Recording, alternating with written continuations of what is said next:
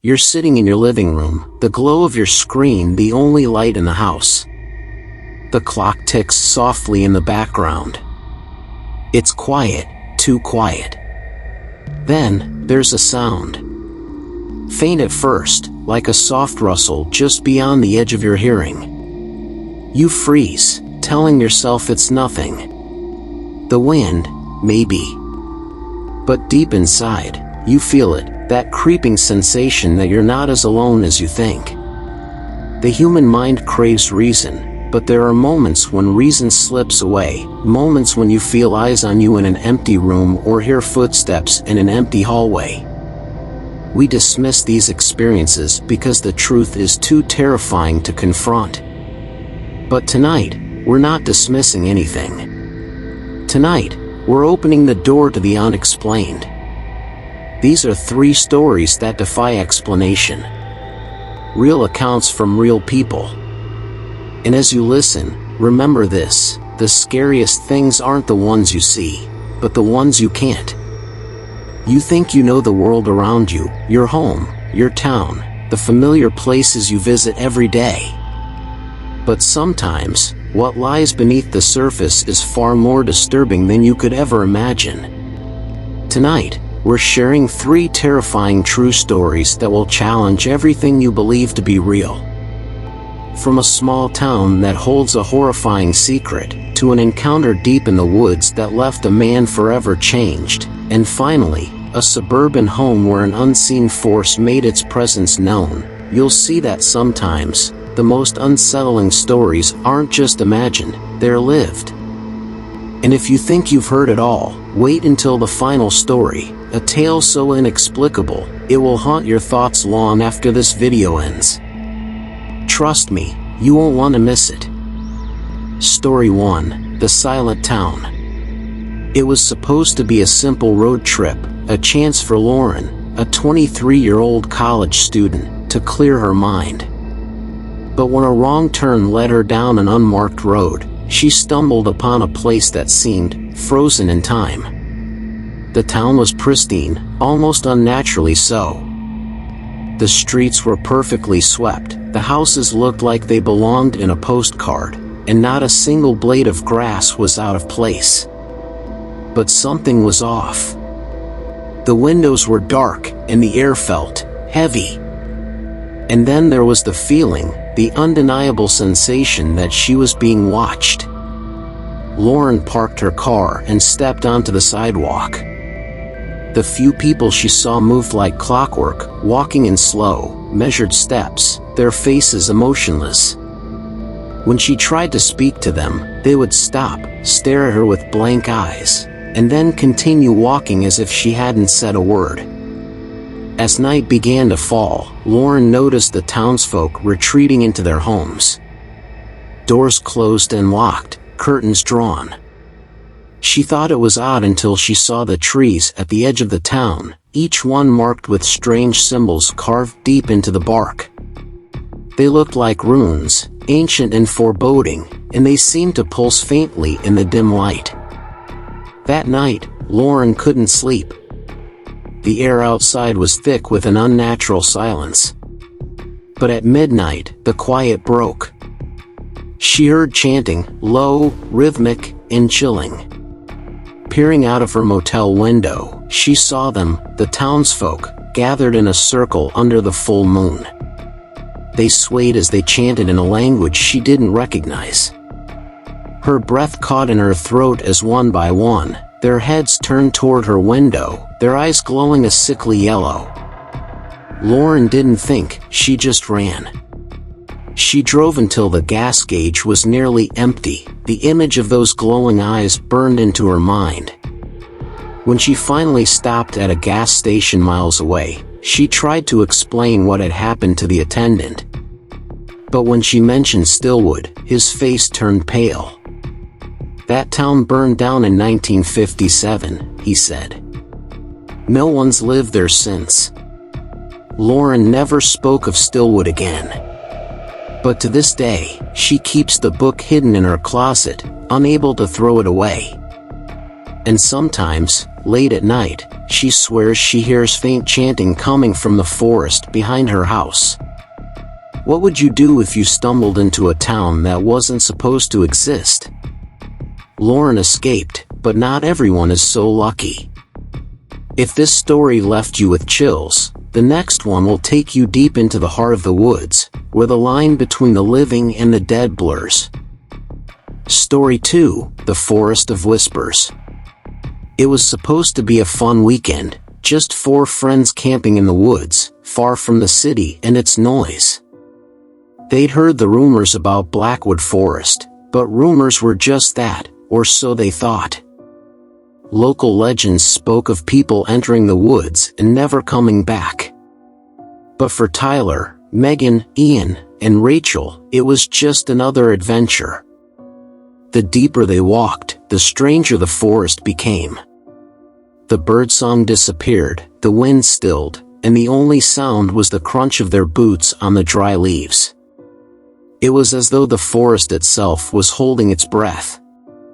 By late afternoon, they stumbled upon something none of them could explain, a clearing in the heart of the forest. It wasn't the clearing itself that was strange, but what lay in the center, dozens of abandoned shoes, arranged in a perfect circle. Some looked ancient, their leather cracked and rotted, while others seemed new, the laces still clean. Ian joked that it must be some kind of art installation, but no one laughed. Megan, who'd been recording the trip on her phone, zoomed in on the circle. Later, she'd wish she hadn't.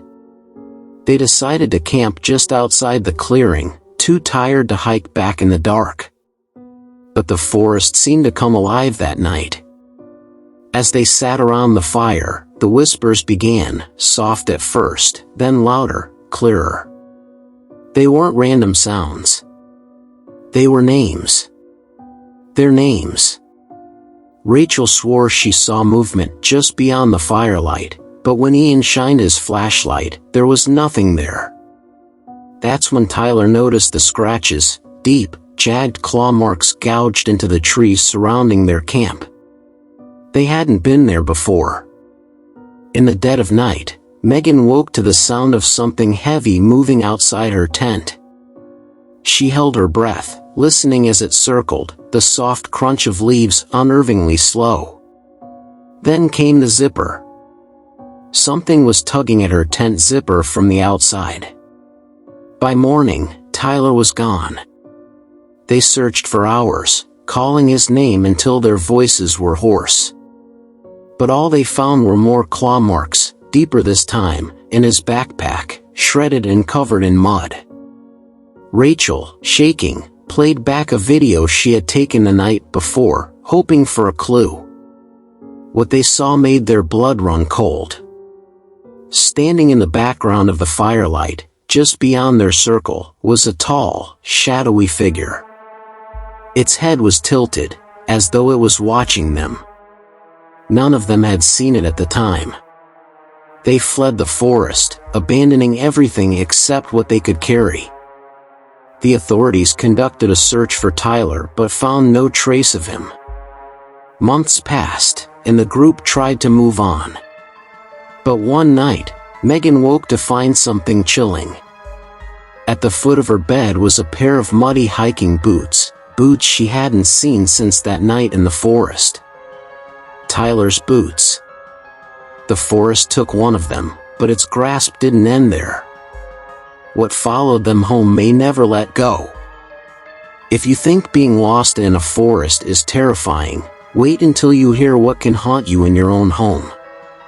Our final story will leave you questioning the safety of even the most familiar places. Story 3, The Haunted Suburban House. The Petersons thought they'd found their dream home, a beautiful suburban house on a quiet cul-de-sac.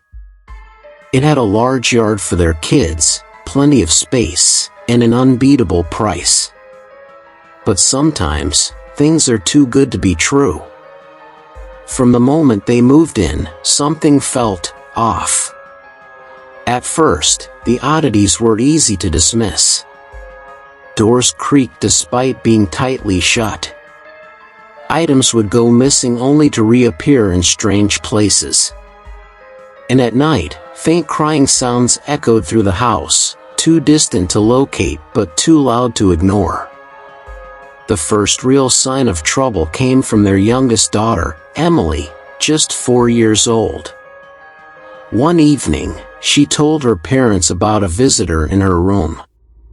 "She's mad," Emily whispered, clutching her stuffed bear. "She sits at the end of my bed and stares at me." The Petersons dismissed it as an overactive imagination until Emily began drawing pictures of the woman, her face always twisted in anger, with sharp, black eyes. Things escalated when they found Emily speaking to thin air, pausing as if waiting for a response. Growing desperate, the family called in a medium. The woman's demeanor changed the moment she stepped inside. Her face turned pale, her hands trembling as she clutched a rosary. "You need to leave," she said, her voice barely above a whisper. "This house is angry." Ignoring the medium's advice, the Petersons began researching the house's history. They discovered that the previous owner, a woman named Margaret Hale, had died tragically in the home. The police ruled it a suicide, but neighbors whispered about foul play. Determined to get answers, the Petersons ventured into the basement, a place they had avoided since moving in. The air was damp and heavy, and the walls were covered in strange symbols, etched deep into the concrete, like claw marks.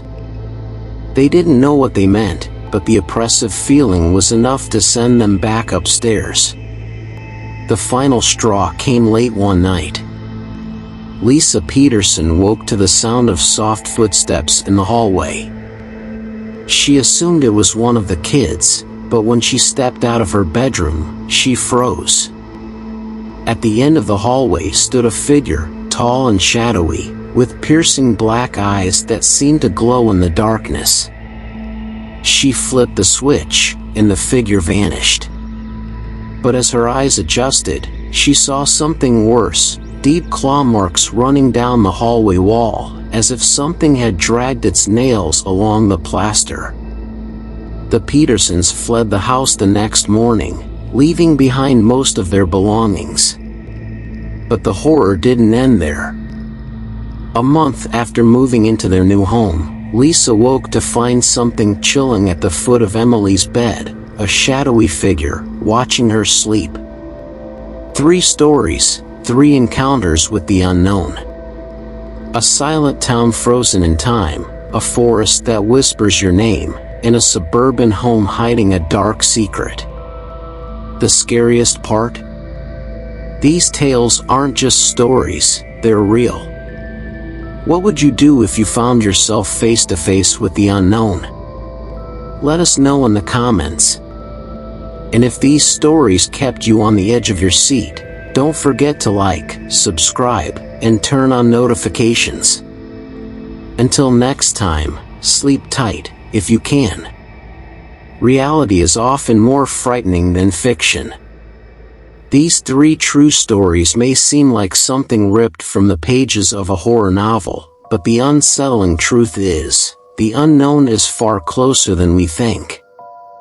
What would you do if you found yourself face to face with the inexplicable?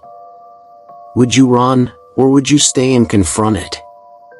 These stories may haunt you long after the video ends. So, what's the scariest true story you've ever heard? Share it with us in the comments below.